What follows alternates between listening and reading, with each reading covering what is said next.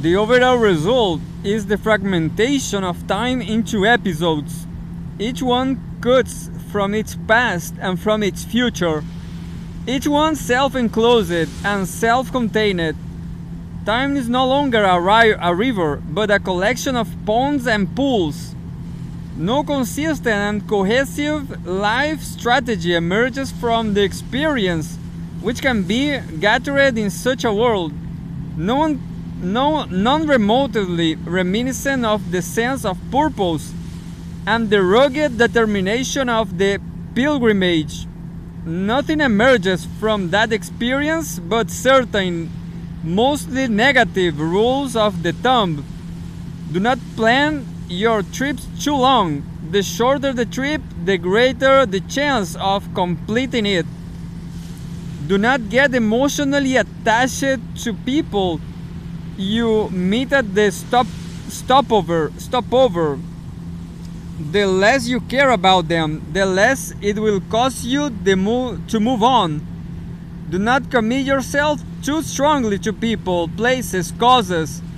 You cannot know how long they will last or how long you will count them worthy. If your commitment do not think of your current resources as of capital. Savings loss values fast, and the once vaunted cultural capital tends to turn into no time into cultural liability. Above all, do not delay gratification if you can help it. Whatever you are after, try to get it now. You cannot know whether the gratification you seek today will still be gratifying tomorrow. I propose that in the same way as the pilgrim was the most fitting metaphor to the modern life strategy preoccupied with the daunting task of identity building, the stroller, the vagabond, the tourist, and the player offer jointly the metaphor for the postmodern strategy moved by the horror of being bound and fixed. None of the listed type styles are postmodern inventions. They were known well before the advent of postmodern times, and yet, in the same way that the modern conditions reshaped the figure of pilgrim, they inherited for Christianity. The postmodern context gives new quality to the types known to its predecessors, and it does it in two crucial respects. First, the styles once practiced by marginal people in marginal time stretches and marginal places are now practiced by the majority in the prime time of their lives and in places central to their live world. They have become now fully and truly lifestyles. Second, for some, if not for all, the types are not a matter of choice, not either, or postmodern life is too messy and incoherent to be grasped by any one cohesive model. Each type conveys but a part of the history of the story, which never integrates into a totality. Its totality is nothing but the sum of its parts. In the postmodern chorus, all four types sing sometimes in harmony, though much more often with cacophony as the result. The pilgrim's successors. The stroller. Charles Baudelaire baptized Constantin Guy the painter of modern life because Guy painted city street scenes the way they were seen by the stroller flaneur. Commenting on Baudelaire's observation, Walter Benjamin made flaneur into a household household name of cultural analysis and the central symbolic figure of the modern city, all strands of modern life seemed to meet and tie together.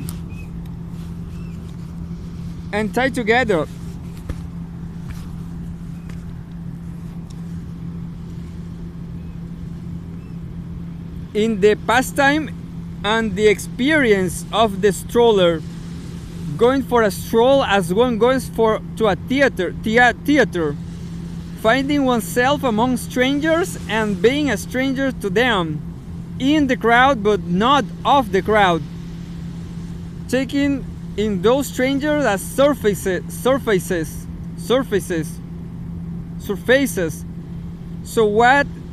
So that when one sees exhaust was what they are, and above all seem unknowing of them episodically, psychically. Strolling means rehearsing human reality as a series of episodes, that is, as events without past and with no consequences. It also means rehearsing meetings as meetings, as encounters without impact, the fleeting fragments of the other persons. Leave the strollers spun off into stories at will. It was his perception that made them into actors, let alone the plot of the drama they play. The stroller was the past master of simulation.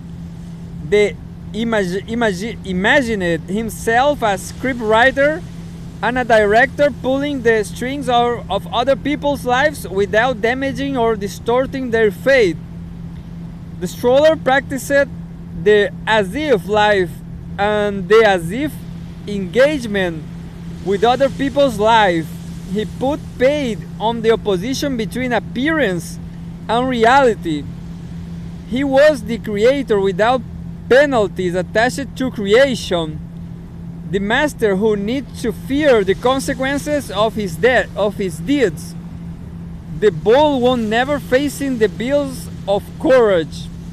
The stroller had all the pleasures of modern life without the torments attached.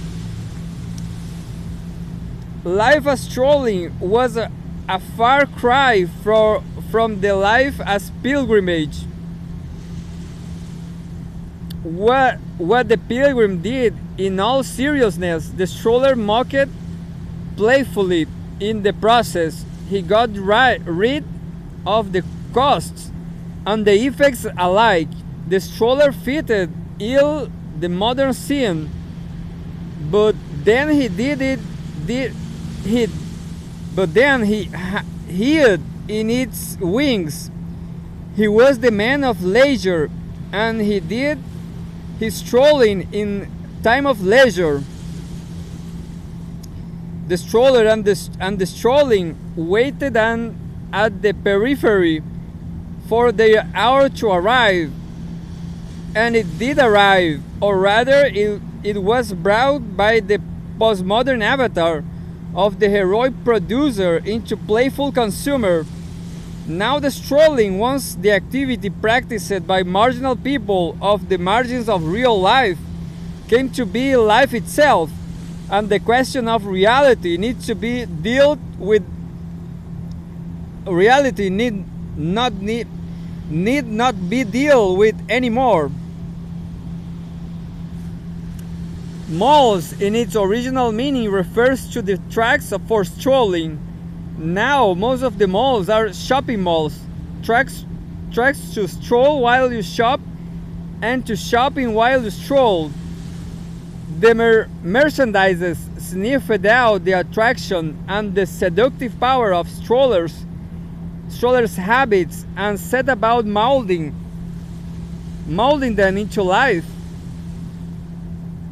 Parisian arcades have been promoted retrospectively to the bridgeheads of the time to come, the postmodern island in the modern sea.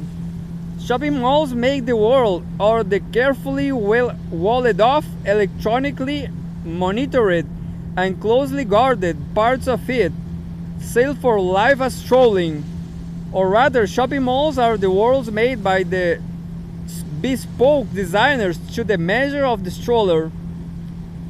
The sites of mismeetings, of encounters guaranteed to be episodic, of the present priced off from the past and the future, of surfaces glossing over surfaces, glossing over surfaces. In these worlds, every stroller may imagine himself to be a director, though all strollers are the objects of their direction. That direction is, as their own uses to be,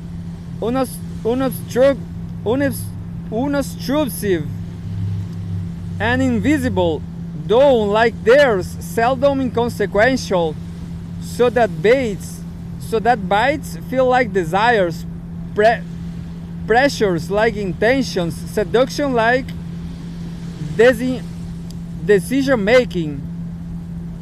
In the shopping malls, in life as shopping to stroll, and strolling to shop, dependence dissolves in freedom, and freedom seeks dependence. The malls initiated the postmodern promotion of the stroller, but also prepared the ground for further elevation, or is it purification, of the stroller's life model. The latter has been achieved in the telecity, Henning Bech felicitous term. The city as the stroller's hound, this distilled for its Milou. The city as the stroller's hound, distilled.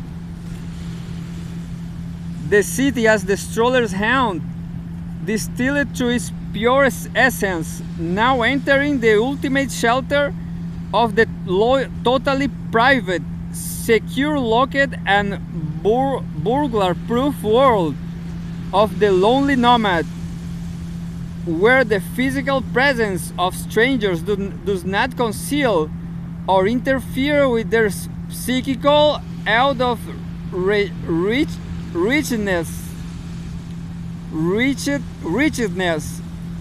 In its telecity version, the streets and the shopping malls have been cleansed of all that which, from the stroller's point of view, was spoiling and impurity, redundancy of waste.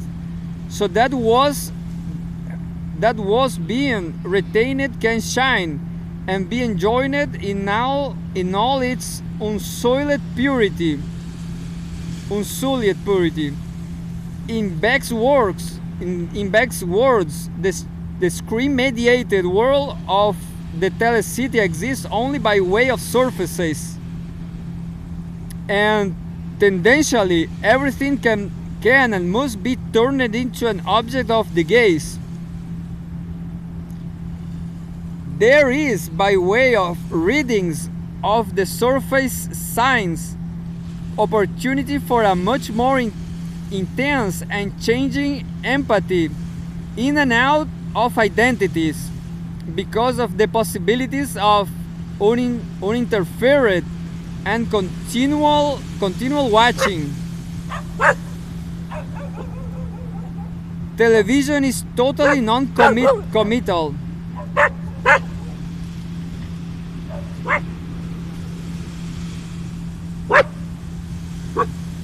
The ultimate freedom is screen-directed, lived in the company of surfaces, and call it zapping. The Vagabond. The Vagabond was the bane of early modernity, the bugbear that spurred the rulers and the philosophers into an ordering and legislating frenzy.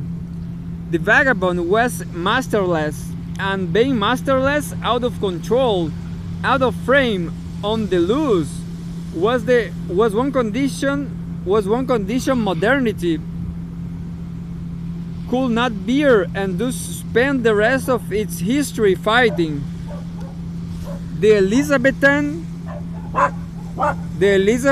legislators were obsessed with the need to rule the vagrants out of the roads and back to the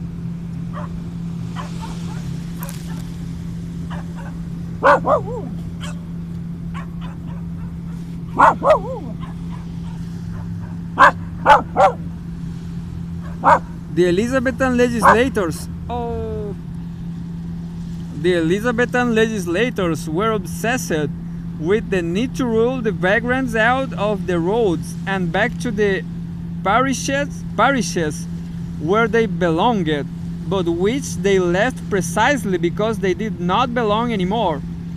The vagabonds were the advanced troops of guerrilla units of the post-traditional chaos, construed by the rulers in the usual fashion of using a mirror to paint the image of the other as anarchy, and they had to go if order, that is, space managed and monitored, was to prevail. It was the free-roaming vagabonds who made the reach for new, state-managed, societal level order imperative and urgent. What made vagabonds so terrifying was their apparent freedom to move and to escape the net of heretofore locally based control. Worse than that still, the movements of the vagabond are unpredictable. Unlike the pilgrim, the vagabond has no set destination. You do not know where he will move to next, because he himself does not know nor care much. Vagabondage has no advanced itinerary. Its trajectory is patched together bit by bit, one bit at a time. Each place is for the vagabond a stopover, but he never knows how long he will stay in any of them. This will depend on the generosity and patience of the residents, but also on news on other places arousing new hopes. The vagabond is pushed from behind by hopes frustrated and pulled forward by hopes untested. The vagabond decides where to turn when he comes to the crossroads. He chooses the next day by reading the names of the road signs. It is easy to control the pilgrim, so utterly predictable thanks to his self-determination. To control the wayward and erratic vagabond is a daunting task, though is proved to be one of the few tasks modern ingenuity did resolve. Wherever the vagabond goes, he is a stranger. He can never be the native, the settled one with roots in the soil, too fresh in the memory of his arrival, that is, of his being elsewhere before. Entertaining a dream of going native can only end in mutual recrimination and bitterness. It is better, therefore, not to grow too accustomed to the place, and after all, other places beckon, not tested yet, perhaps more hospitable, certainly able to offer new chances. Cherishing one's out of placeness is a sensible strategy. It gives all decision in the until further notice flavor. It allows one to keep the options open. It prevents mortgaging the future. If natives cease to amuse, one can always try to find the more amusing ones.